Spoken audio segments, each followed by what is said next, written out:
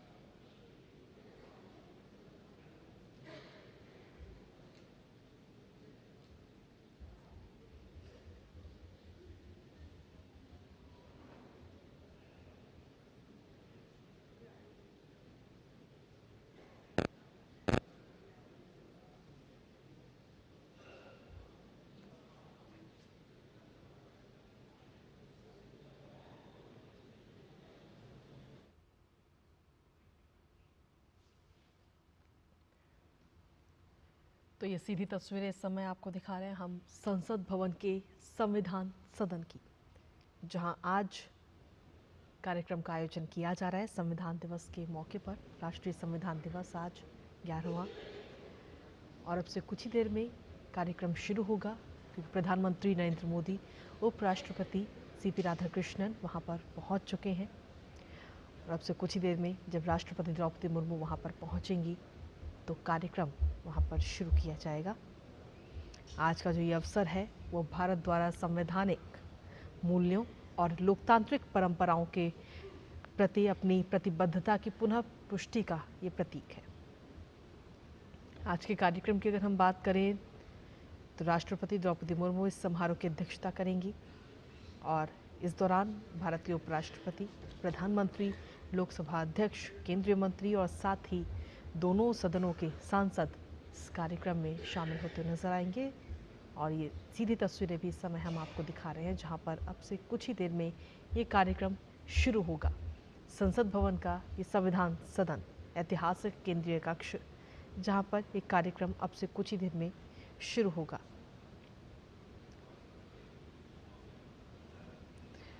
और आज के इस कार्यक्रम में जहां एक तरफ राष्ट्रपति का संबोधन होगा, तो वहीं दूसरी तरफ आपको बता दें कि विधायी विभाग द्वारा तैयार 9 भाषाओं में मलयालम, मराठी, नेपाली, पंजाबी, बोडो, कश्मीरी, तेलुगु, उड़िया और असमिया भाषा में भारत के संविधान का भी आज लोकार्पण किया जाएगा। और इसके साथ ही संस्कृति मंत्रालय द्वारा तैयार स्मारक पुस्तिका भारत की संविधान से कला और कैलीग्राफी, उसका भी आज विमोचन इस दौरान किया जाना है। सशक्त और जीवंत लोकतंत्र का प्रतीक हमारा संविधान। आज हम लगातार संविधान को लेकर हम चर्चा कर रहे हैं कि पिछले कुछ सालों में हमारा संविधान समय समय पर किस तरीके से मजबूत हुआ है, क्योंकि आज हम अपने संविधान की 76वीं वर्षगांठ मना रहे हैं। साल 2015 में आज के दिन को संविधान दिवस के रूप में मनाना शुरू किया गया था, और आज 11वां संविधान दिवस है। क्योंकि संविधान की अगर हम बात करें तो ये सिर्फ कैलेंडर की एक तारीख नहीं है, बल्कि जो भारत की पहचान है और यहाँ रहने वाले नागरिकों के अधिकार और उनकी जिम्मेदारियों को याद दिलाने वाला आज का ये दिन है। आज का दिन गौरवशाली दिवस, और साल 2015 में इस दिन को मनाने की शुरुआत हुई थी, जिसके बाद से हर साल आज का दिन मनाया जाता है। दरअसल आपको बता दें कि डॉक्टर भीमराव अंबेडकर की 125वीं जयंती के अवसर पर सरकार ने आज के दिन को संविधान दिवस के रूप में घोषित किया था, और तब से हर साल संविधान दिवस मनाया जाता है, और आज 11वां संविधान दिवस है। हालांकि 2015 से पहले की अगर हम बात करें तो आज के दिन को राष्ट्रीय विधि दिवस के रूप में मनाया जाता था। जब हम संविधान की बात करते तो हमारा संविधान जो है वो भारत की एकता और अखंडता का आधार के तौर पर इसे हम देखते हैं। हम मूल सिद्धांत और मूल अधिकारों की बात करते हैं, और ऐसे में संविधान की जो प्रासंगिकता है वो आज भी बनी हुई है, क्योंकि 1949 को जब बाबा साहेब ने सिर्फ संविधान नहीं दिया बल्कि देश को नई चेतना दी, और इस चेतना ने करोड़ों भारतीयों को अपने अधिकारों की बात करने के लिए लड़ने की हिम्मत दी, उन्हें भरोसा दिया कि आप अपने लिए आवाज़ उठाइए। और आज विश्व का सबसे बड़ा लोकतंत्र भारत अपने संविधान की 76वीं वर्षगांठ मना रहा है। तो आज का दिन बेहद ही खास और बेहद ही महत्वपूर्ण, क्योंकि आज का दिन भारत की पहचान, अधिकार और जिम्मेदारियों को याद दिलाने वाला ये दिन है। और अब से कुछ ही देर में ये कार्यक्रम की शुरुआत होगी। सीधी तस्वीरें आपको दिखा रहे हैं संसद भवन से, जहां केंद्रीय कक्ष यानी संविधान सदन में अब से कुछ ही देर में ये कार्यक्रम शुरू होगा। प्रधानमंत्री नरेंद्र मोदी इस कार्यक्रम में शामिल होते हुए नजर आएंगे, साथ ही उपराष्ट्रपति सीपी राधाकृष्णन और देश के राष्ट्रपति द्रौपदी मुर्मू इस कार्यक्रम में शामिल होंगी। आपको बता दें कि इस कार्यक्रम के दौरान अध्यक्ष और उपराष्ट्रपति सभा को संबोधित करेंगे, जिसके बाद राष्ट्रपति का भी आज अभिभाषण होगा। और ये सीधी तस्वीरें इस समय हम आपको दिखा रहे हैं संसद भवन से ये सीधी तस्वीरें।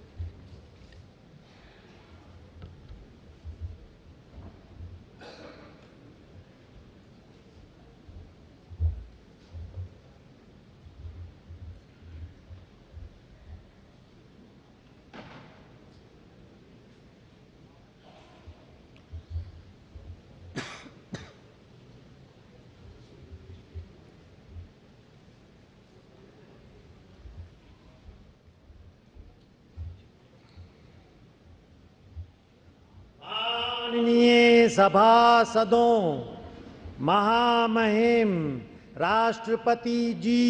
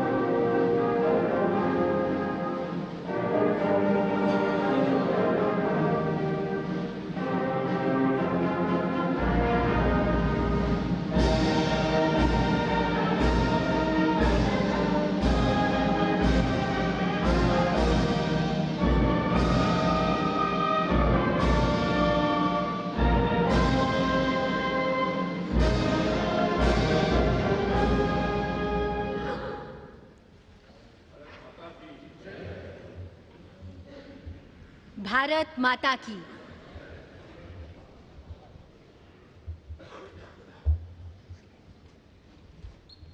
छब्बीस नवंबर 1949 ईस्वी मिति मार्गशीर्ष शुक्ल सप्तमी संवत 2006 विक्रमी को एतत् द्वारा संविधान को अंगीकृत, अधिनियमित और आत्मार्पित किया गया। हमारा संविधान हमारा स्वाभिमान, और ये हम सभी के लिए बड़े हर्ष और गर्व की बात है कि इस वर्ष देश संविधान को अंगीकार किए जाने की 76वीं वर्षगांठ मना रहा है। नमस्कार, आप सभी का, आप सभी माननीय विशिष्ट जनों का इस ऐतिहासिक केंद्रीय कक्ष में हार्दिक स्वागत, अभिनंदन एवं आप सभी को शत शत वंदन।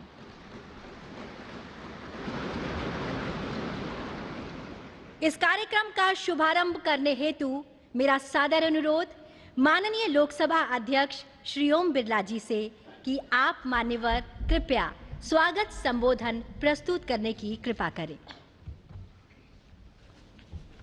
संविधान दिवस के पावन अवसर पर सभी देशवासियों को हार्दिक बधाई, शुभकामनाएं। इस पावन अवसर पर आज हम भारत की संविधान सभा के अध्यक्ष डॉक्टर राजेंद्र प्रसाद जी, हमारे संविधान के शिल्पकार बाबा साहब डॉक्टर भीमराव अंबेडकर जी एवं संविधान सभा के सभी मान्य सदस्यों का आदरपूर्वक नमन करते हैं। उनके अद्भुत ज्ञान, विवेक, दूरदृष्टि और अथक परिश्रम से ही ऐसा महान संविधान मिला जो हमें न्याय, समानता, बंधुत्व और हर नागरिक के सम्मान और गरिमा की गारंटी देता है। इस अवसर पर पधारे हमारे माननीय राष्ट्रपति महोदय जी, माननीय उपराष्ट्रपति जी, माननीय प्रधानमंत्री जी, राज्यसभा में सदन के नेता, माननीय संसदीय कार्य मंत्री, राज्यसभा में सदन के प्रतिपक्ष नेता, लोकसभा में नेता प्रतिपक्ष, राज्यसभा के उपसभापति, माननीय मंत्रीगण, सभी दल के नेतागण, माननीय सदस्यगण, अतिथियों, आप सभी का इस ऐतिहासिक संविधान सदन में हार्दिक स्वागत, अभिनंदन। संविधान सभा का ये केंद्रीय कक्ष और पवित्र स्थान है जहां गहन चर्चा, संवाद एवं विचार मंथन के बाद हमारे संविधान को आकार दिया गया। जनता की आकांक्षाओं को संवैधानिक प्रावधानों में लिपिबद्ध किया गया। संविधान के मार्गदर्शन में पिछले 7 दशक से अधिक के कालखंड में हमने नीतियों और कानून बनाए और सामाजिक न्याय और समावेशी विकास के लक्ष्य प्राप्त किए। हमने अपने संविधान के मार्गदर्शन में हमने सुशासन और सामाजिक आर्थिक विकास की एक परिवर्तनकारी यात्रा तय की है। भारत विश्व का सबसे जीवंत और सफल लोकतंत्र माना जाता है। हमारा संविधान का गौरव है और हमारे संविधान की प्रस्तावना में लिखित शब्द हम भारत के लोग, हमारी सामूहिक शक्ति, राष्ट्रीय एकता और जन कल्याण के लक्ष्य की सशक्त अभिव्यक्ति है। आज हम सभी का सामूहिक लक्ष्य है वर्ष 2047 तक भारत को विकसित राष्ट्र बनाने का, और ये लक्ष्य तभी पूर्ण होगा जब हम अपने जीवन में संविधान के मूल्यों और आदर्शों को अपनाएंगे। आइए आज इस पावन दिवस पर हम अपने इस संकल्प को दृढ़ करें कि संविधान के मूल्यों एवं आदर्शों को आत्मसात करेंगे और हमारा निर्णय राष्ट्र हित को सर्वोपरि होगा। अपने कर्तव्यों और दायित्वों को निभाते हुए आने वाली पीढ़ियों के लिए हम एक ऐसे भारत का निर्माण करेंगे जो विकास, न्याय, एकता, बंधुता और मानवीय गरिमा की मिसाल हो। और इसी भावना के साथ मैं सभी उपस्थित अतिथियों का धन्यवाद व्यक्त करता हूं। जय हिंद। बहुत बहुत धन्यवाद मान्यवर. And now I request Honorable Vice President of India and Chairman Rajya Sabha, Shri C.P. Radhakrishnan ji, to kindly address the distinguished gathering.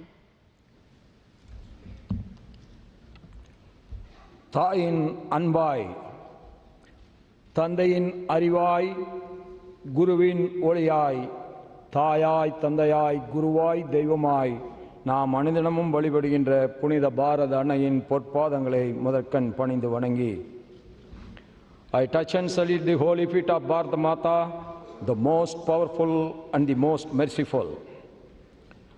Honorable President of India, Srimati Draupadi Murmu ji, Honorable Prime Minister of India, Sriman Narendra Modi ji, Honorable Speaker Lok Sabha, Sriman Om Birla ji, Honorable Union Ministers, Honorable Leaders of the Opposition of both Houses, Honorable Deputy Chairman Rajya Sabha, distinguished members of Parliament, Bhai Begno, sabko namaskar. On this great day in 1949, our holy Constitution was adopted by the Constituent Assembly of Independent Bharat. I extend my warm greetings to all my beloved Bharatvasis. Since 2015, we have started observing 26th November as the Constitution Day every year, Samvidhan Divas. Now it has become the pride celebration of every Indian. Our great extraordinary leaders like Baba Saheb, Dr. Bhim Rao Ambedkar ji, Dr. Rajendra Prasad ji, Sri N. Gopalaswamy Iyengar, and Sri Alladi Krishnaswamy Iyer ji, Sri K.M. Munshi ji, Durga Bhai Deshmukh ji, and other great leaders made this Constitution in such a way, in its every page, we see the soul of our nation. Our Constitution was drafted, debated, and adopted by our outstanding tall leaders of Mother Bharat in the Constituent Assembly. It embodies the collective wisdom, sacrifice, and the dreams of millions of our countrymen who fought for freedom. The great scholars, drafting committee, and the members of the Constituent Assembly gave insightful thoughts to fulfill the hopes and aspirations of crores and crores of Indians. Their selfless contribution make Bharat as the largest democracy in the world today. Our Constitution was born out of intellect and lived experience, sacrifices, hopes, and aspirations. The soul of our Constitution has proved that Bharat is one and it will be one forever. In the recent years, by adopting pragmatic and saturation-first approach, we have been able to perform well on many development indicators. From nowhere, we are now the fourth largest economy of the world, and very soon we are going to be the third largest economy of the world. That is why the whole world is now looking at us. 25 crore brothers and sisters of India have been liberated from poverty in the last 10 years. This is a historical monument achievement never seen in the human history ever before. With the help of digital technologies, 100 crore people have been covered under various social security schemes. We have made the impossible possible. This year, we commemorated the 150th birth anniversaries of Sardar Vallabhbhai Patel ji, Bhagwan Birsa Munda ji, and also the 150th year celebrations of our patriotic national song, Vande Mataram. The pain and the sacrifice of our freedom fighters inspired us, and it will continue to inspire generations to come. The selfless struggle for independence fosters the spirit of patriotism, pride and loyalty in the young minds of India. The whole world is now celebrating democracy, but democracy is not a new concept to our Mother Bharat. History reveals that democracy has been existing in the places like Vaishali in the north and the Chola rulers adopted Kudavolai in the south. That makes us proud to call Bharat as the mother of democracy. No democracy can survive without the consciousness contribution of the citizens. In our Mother Bharat, every citizen, whether he or she, rich or poor, always contribute to strengthen the democracy. During the elections held in Jammu and Kashmir in 2024, after abrogation of Article 370, the voter turnout in large number make the world to understand our faith in democracy again. In the recently held Bihar elections, voter turnout, particularly that of women in large numbers, has added another precious diamond in the crown of our Mother Bharat democracy.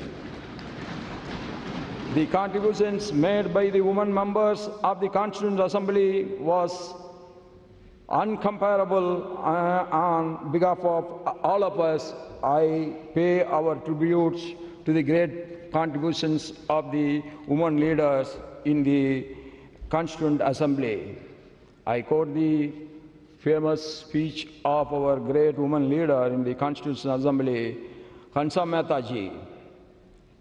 Quote, "We have asked for is social justice, economic justice and political justice," unquote. The Nari Shakti Vandan Adhiniyam, enacted in 2023, is a befitting tribute to the contributions of the women members of the Constituent Assembly and the women of our motherland. This act will give equal opportunity to our mothers and sisters to come forward and contribute in the nation building to make India the superpower of the world. As the governor of states of Jharkhand, Maharashtra and Telangana, I had the privilege of interacting with the tribal communities. No one can forget the significant role and sacrifice of the tribal community and our tribal leaders in the freedom movement, yes, also in the Constituent Assembly. It is a matter of pride that since 2021, we have started to commemorate the Janjatiya Gaurav Divas, to remember the great sacrifice and recognize their struggles of our tribal leaders and community in the movement to liberate India from the colonial rule. Our Constitution reflects our strong commitments towards social justice and economic empowerment of scheduled caste, scheduled tribe, backward classes, and the other weaker sections of the society. We all are proud of our Constitution. Yes, it carries the inclusive spirit. The ideals of justice, liberty, equality, and fraternity in the preamble ensure that every citizen, regardless of caste, creed, gender, language, region, or religion, has the rightful place in Bharat. The members of the Constituent Assembly debated and discussed over a period of 2 years, 11 months, and 17 days with one common goal: to create a landmark constitution for our motherland. In the same spirit of our constitution makers, we all should now work together towards the goal of Viksit Bharat during this Amrit Kal. In the globally changing economic and socio-political scenario, we all must be ready for reforms in many spheres. Electoral reforms, social reforms, judicial reforms and financial reforms are very, very important. One nation, one tax, GST has added to the prosperity of the people and also ease of doing business. One nation, one tax, GST paved the way for removing complicated multi-tax system and also in removing the checkposts all over the country overnight. This proved that the government had a lot of faith in common man. Similarly, our Jandan Aadhaar Mobile JAM have added to ease of living for crores of our Indian citizens. Direct benefit transfer, DBT, has ensured that the benefits reach the last citizen living in the remote corner of the country directly. No one is in between the government and the beneficiary. We all must use this modern science and technology with a constructive mind to achieve the ambitious goal of Viksit Bharat. No country can be made great just like that without the contribution of the people. We all have to perform our respective roles with duty consciousness. Yes, people's representatives, it is our prime duty, be in the parliament or in the state legislators or in the local bodies, to adopt dialogue, debate and discussion to serve the people's rightful aspirations. The greatest tribute to our magnificent Constitution on this day is to pledge ourselves to live up to the values of the Constitution. Jai Hind, long live Mother Bharat.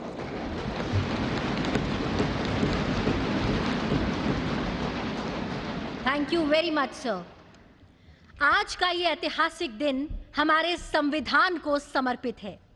संविधान की स्वीकृति की 76वीं वर्षगांठ के शुभ अवसर पर हम मलयालम, मराठी, नेपाली, पंजाबी, बोडो, कश्मीरी, तेलुगु, उड़िया और असमिया इन 9 भाषाओं में भारत के संविधान के विमोचन के आज साक्षी होंगे।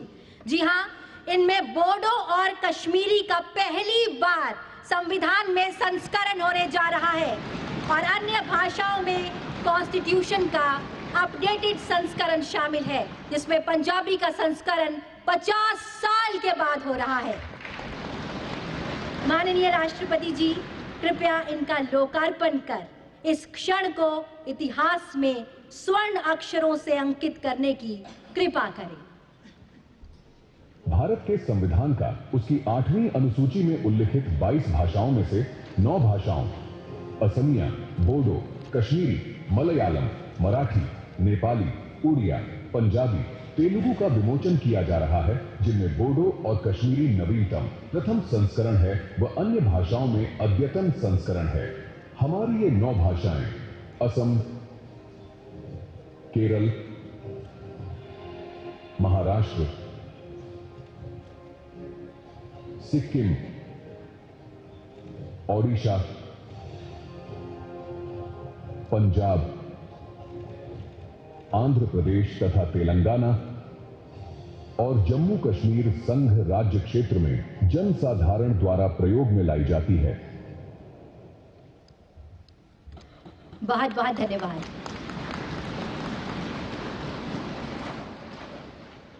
संविधान में अंकित चित्रों से भारत का अंतर्मन झांकता है।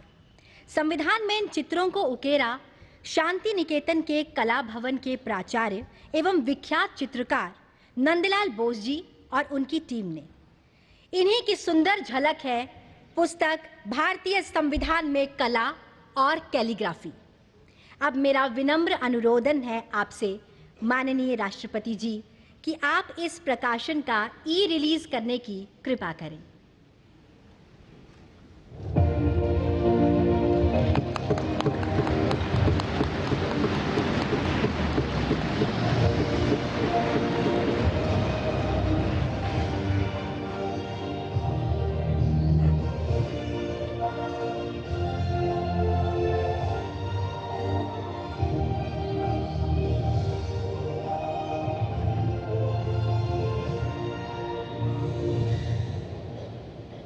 बहुत बहुत धन्यवाद। अब माननीय राष्ट्रपति जी, आपसे विनम्र अनुरोध है कि आप अपने ज्ञानवर्धक शब्दों से हम सभी का मार्ग प्रशस्त करने की कृपा करें।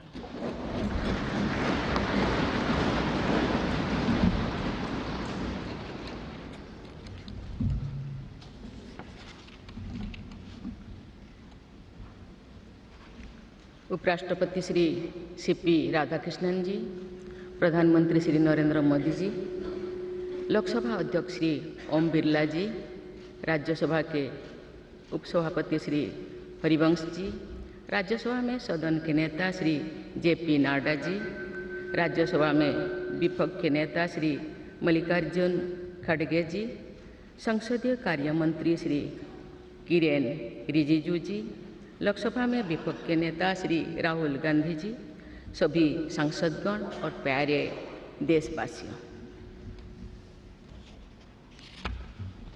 संविधान दिवस के ऐतिहासिक अवसर पर आप सबके बीच आकर मुझे हार्दिक प्रसन्नता हो रही है।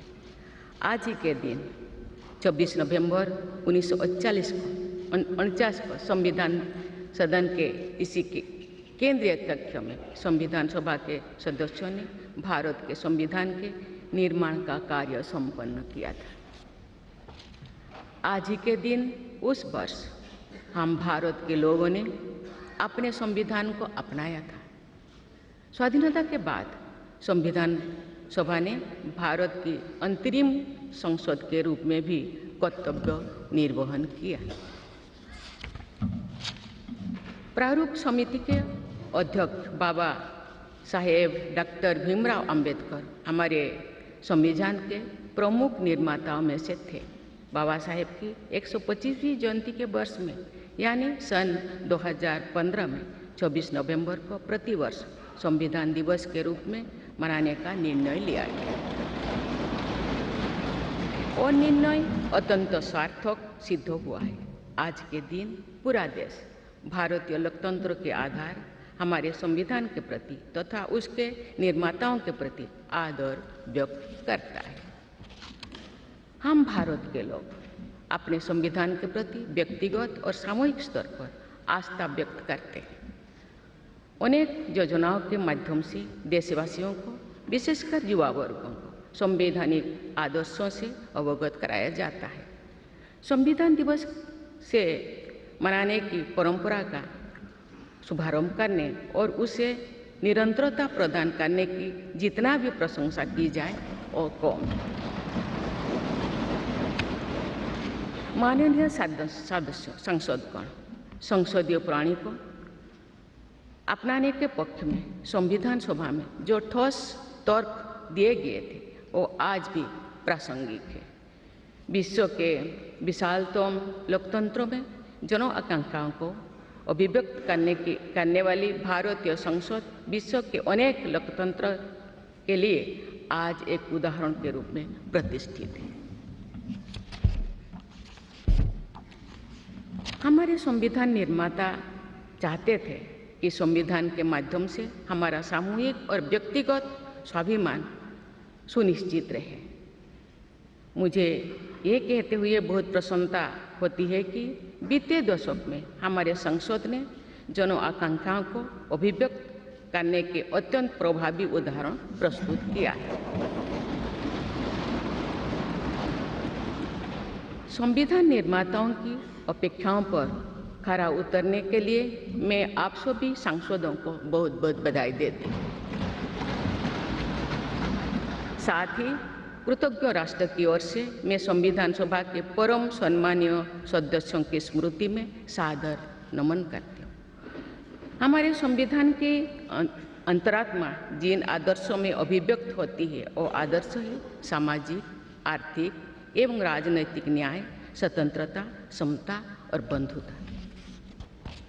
मुझे ये देखकर हर्ष होता है कि इन सभी आयामों पर संसद सदस्यों ने संविधान निर्माताओं की परिकल्पनाओं को यथार्थ स्वरूप प्रदान किया है। हमारी संसदीय प्रणाली की सफलता के ठोस प्रमाण के रूप में आज भारत विश्व की तीसरी सबसे बड़ी अर्थव्यवस्था बनने की ओर तेज गति से अग्रसर है। भारत में लगभग 25 करोड़ लोगों के गरीबी की सीमा रेखा से बाहर आने से आर्थिक न्याय के पैमाने पर विश्व की सबसे बड़ी सफलता अर्जित की। हमारे संविधान में सामाजिक न्याय को प्रमुखता दी गई है। सामाजिक न्याय के आदर्शों के अनुरूप समावेशी विकास के प्रयास किए जा रहे हैं। ऐसे अनेक प्रयासों में इकोनॉमिकली वीकर सेक्शंस के लिए शिक्षण संस्थाओं और रोजगार में आरक्षण का प्रावधान करना, दिव्यांगजनों की परिभाषा को विस्तार देते हुए उनके हित में विशेष अधिनियम लागू करना और उसे कार्यरूप देना तथा राष्ट्रीय पिछड़ा वर्ग आयोग को संवैधानिक दर्जा प्रदान करना शामिल है। 3 तलाक से जुड़े सामाजिक कुरीति पर अंकुश लगाकर संसद ने हमारी बहनों बेटियों के सशक्तिकरण और सामाजिक न्याय की दिशा में ऐतिहासिक कदम उठाए हैं। देश के आर्थिक एकीकरण के लिए स्वाधीनता के बाद का सबसे बड़ा टैक्स सुधार गुड्स एंड सर्विसेज टैक्स के रूप में किया गया है।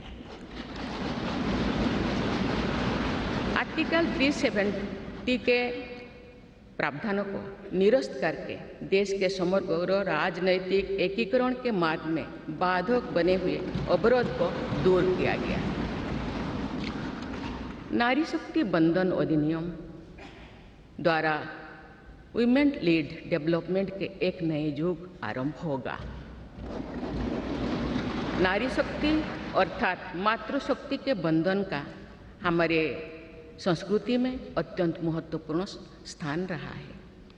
इस वर्ष 7 नवंबर से हमारा राष्ट्रगीत वंदे मातरम की रचना के 150 वर्षों पूरी होने के उपलक्ष्य में देशव्यापी स्मरण उत्सव मनाया जा रहा है। ये स्मरण उत्सव भारत माता को समृद्ध, सशक्त और आत्मनिर्भर बनाने का संकल्प का अवसर है। मुझे विश्वास है कि इस राष्ट्रीय संकल्प की सिद्धि के लिए आप सभी सदस्यगण देशवासियों को दिशा और प्रेरणा प्रदान करेंगे। हमारा संविधान हमारी राष्ट्रीय अस्मिता का ग्रंथ है। ये हमारी राष्ट्रीय पहचान का ग्रंथ है। ये कॉलोनियल माइंडसेट का परित्याग करके नेशनलिस्ट माइंडसेट के साथ देश को आगे बढ़ाने की मार्गदर्शक ग्रंथ है। इसी भावना के अनुरूप सामाजिक और तकनीकी बदलाव को ध्यान में रखते हुए क्रिमिनल जस्टिस सिस्टम से जुड़े महत्वपूर्ण अधिनियम लागू किए गए। दंड के स्थान पर न्याय की भावना पर आधारित भारतीय न्याय संहिता, भारतीय नागरिक सुरक्षा संहिता और भारतीय साक्ष्य अधिनियम को लागू किया गया है। ऐसे अनेक प्रगतिशील वैधानिक को सार्थक विमर्श के बाद पारित करने के लिए मैं संसद सदस्यों की मुक्त कंठ से सराहना करती हूँ। संविधान संशोधन के प्रावधानों के महत्व पर चर्चा करते हुए इस बात को रेखांकित किया गया था कि संविधान में ही ऐसी व्यवस्था होनी चाहिए जिसके बल पर भावी पीढ़ियां आवश्यक अनुसार समयानुकूल संशोधन कर सकें। इस प्रकार संविधान निर्माताओं ने हमारे संविधान को गतिशीलता और जीवंतता प्रदान की है। माननीय सांसदगण, हमारे संविधान निर्माताओं ने भारत के लोकतंत्र को संवैधानिक आधार प्रदान करने के साथ साथ हमारी राष्ट्रीय एकता का ताना बाना भी बुना। संविधान निर्माण में अग्रणी भूमिका निभाने के साथ साथ सरदार पटेल ने अनेक रियासतों के विलय का महान कार्य करके भारत की एकता को नया स्वरूप दिया। इस वर्ष सरदार पटेल की 150वीं जयंती देशवासियों ने मनाई। उनकी 150वीं जयंती के उपलक्ष्य में पिछले वर्ष से आगामी वर्ष तक चलने वाले कार्यक्रम के माध्यम से देशवासी राष्ट्रीय एकता तथा गौरव की आदर्शों से जुड़ेंगे। हमारी संसद हमारे राष्ट्र का प्रतिबिंब है। लौह पुरुष सरदार वल्लभ भाई पटेल के आदर्शों को प्रसारित करने तथा कार्यरूप देने में आप सबका योगदान महत्वपूर्ण है। जौन अभिव्यक्ति को परिलक्षित करने वाली हमारे संसदीय प्रणाली विभिन्न आयामों पर और अधिक मजबूत होती गई है। वयस्क मताधिकार का प्रावधान करके हमारे संविधान द्वारा जनता के विवेक पर जो आस्था व्यक्त की गई है, उसकी सफलता की विश्व के अन्य अनेक देशों में सराहना की जाती है। पिछले कुछ वर्षों के दौरान महिला मतदाताओं द्वारा बढ़ चढ़कर मतदान करना हमारी लोकतांत्रिक चेतना को विशेष सामाजिक अभिव्यक्ति देता है। महिला, युवा, गरीब, किसान, अनुसूचित जाति और जनजाति समुदाय के हमारे देशवासी, मिडिल क्लास तथा न्यू मिडिल क्लास के लोग हमारी लोकतांत्रिक प्रणाली को पंचायत से संसद तक मजबूती से दे रहे हैं। हमारी समावेशी लोकतंत्रों में जन जन की भागीदारी को प्रोत्साहित किया जा रहा है। धरती आबा भगवान बिरसा मुंडा की जयंती के दिन जनजातीय गौरव दिवस मनाने की परंपरा शुरू की गई है और उसे बहुआयामी विस्तार दिया जा रहा है। भगवान बिरसा मुंडा की 150वीं जयंती से जुड़े समारोह देश भर में वर्षों पर्यंत आयोजित हुई। विरासत और विकास को जोड़ने वाली जनजातीय परंपराओं का संरक्षण और संवर्धन किया जा रहा है। संवैधानिक आदर्शों में निहित सर्वसमावेशी दृष्टि हमारी शासन व्यवस्था को दिशा प्रदान करती है। हमारे संविधान में निहित नीति निर्देशक तत्व हमारी शासन व्यवस्था के लिए मार्गदर्शन प्रदान करते हैं। संविधान सभा के अध्यक्ष डॉक्टर राजेंद्र प्रसाद ने कहा था कि जो स्वाधीनता हमने प्राप्त की है उसकी रक्षा करना और उसको बनाए रखना तथा जनसाधारण के लिए उसको उपयोगी बनाना उन पर निर्भर करता है जो इस संविधान का क्रियान्वयन करेंगे। ये प्रसन्नता का बात है कि हमारी संसद ने डॉक्टर राजेंद्र प्रसाद जी के अपेक्षा के अनुरूप राष्ट्रहित में कार्य किया है तथा जन सामान्यों के जीवन को बेहतर बनाने के लिए निरंतर प्रयास किए। अंत्योदय की इसी दृष्टि के साथ आधुनिक विकास का समन्वय करके भारत विश्व समुदाय के समूह विकास का एक नया मॉडल प्रस्तुत कर रहा है। विश्व स्तरीय इंफ्रास्ट्रक्चर के विकास से लेकर जन कल्याण की सुविधाओं को 100% लाभार्थियों तक पहुंचाने के प्रयास हमारी राष्ट्रीय प्रगति को अतुलनीय विस्तार देते हैं। संवैधानिक व्यवस्था के अनुसार आगे बढ़ते हुए हमारे देश की कार्यपालिका, विधायिका और न्यायपालिका ने देश के विकास और देशवासियों के जीवन को संबल प्रदान किया है। संसद के दोनों सदनों के सदस्यों ने हमारे देश को आगे बढ़ाने के साथ साथ गहन राजनीतिक चिंतन की स्वस्थ परंपरा विकसित की है। आने वाली कालखंड में जो विभिन्न लोकतंत्रों और संविधानों का तुलनात्मक अध्ययन किया जाएगा तो भारतीय लोकतंत्र और संविधान का विवरण स्वर्णाक्षर में किया जाएगा। आप सभी सदस्यगण हमारे संविधान और लोकतंत्र की इस गौरवशाली परंपरा के संभावक भी है, निर्माता भी है और साक्षी भी है। मुझे विश्वास है कि हमारी संसद के दिशा निर्देश में भारत को विकसित राष्ट्र बनाने के संकल्प को अवश्य सिद्ध किया जाएगा। इसी दृढ़ विश्वास के साथ मैं सभी माननीय सदस्यों को संविधान दिवस की पुनः बधाई देती हूँ और सभी देशवासियों की स्वर्णिम भविष्य की कामना करती हूँ। धन्यवाद। जय हिंद, जय भारत।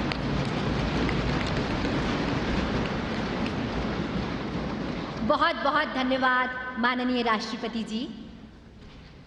और अब आपसे विनम्र अनुरोध है कि आज के इस विशेष अवसर पर आप पूरे राष्ट्र के साथ उद्घोषिका का वाचन करें। Now we all will read the preamble led by Honorable President Ma'am.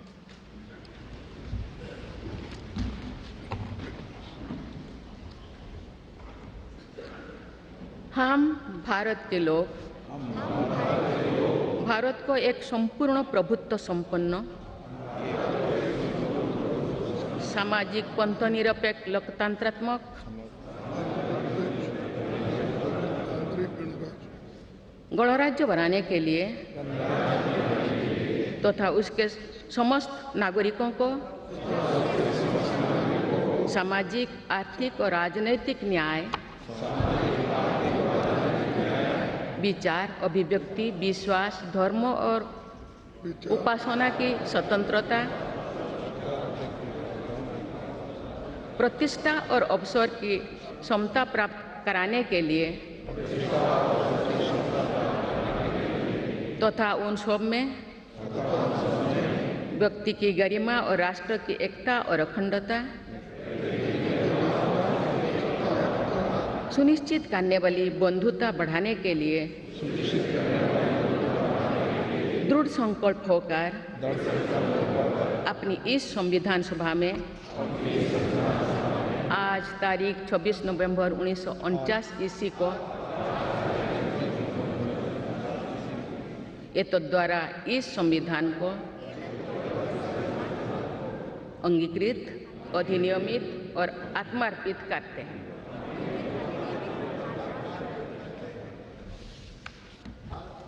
Bharat माता की जय। और अब राष्ट्रगान का सम्मान।